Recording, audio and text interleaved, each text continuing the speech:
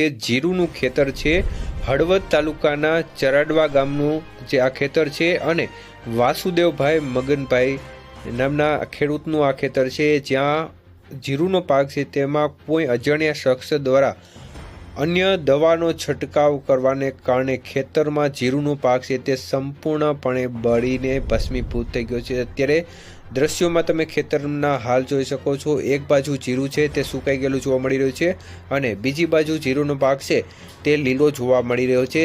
ત્યારે અત્યારે જે માહિતી સામે આવી રહી છે તે પ્રમાણે જે વાસુદેવભાઈ છે તેમના દ્વારા જે દવાનો ડોઝ બનાવવામાં આવ્યો હતો અને તેમાં અડધો ડોઝ છાંટ્યા બાદ કોઈ શખ્સ દ્વારા કૃત્ય કરવામાં આવ્યું છે અને ખાસ કરીને આ દવા છે તેમાં તેમને ગ્રામોક્ઝોન ભેળવી હોય, જેને કારણે આ જીરુનો પાક છે તે 3 દિવસ બાદ દવા છાંટ્યાના 3 દિવસ બાદ સંપૂર્ણપણે સુકાઈ ગયો છે। 3 વીઘાનું જીરું છે તે સત્યાનાશ કરી દીધું છે।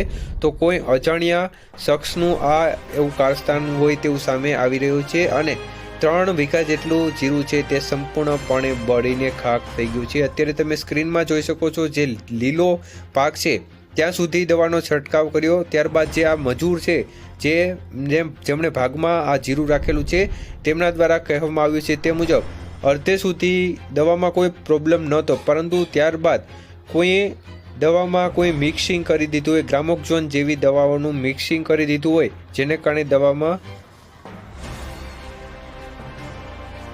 ત્યારે જે ભાગમાં રાખેલ જીરું છે તે વ્યક્તિ દ્વારા કહેવામાં આવ્યું છે તે મુજબ અડધે સુધી દવામાં છંટકાવ કર્યો ત્યાં સુધી કોઈ પ્રોબ્લેમ નહોતો, પરંતુ ત્યારબાદ દવામાં બળબડિયા બોલવા લાગ્યા હતા।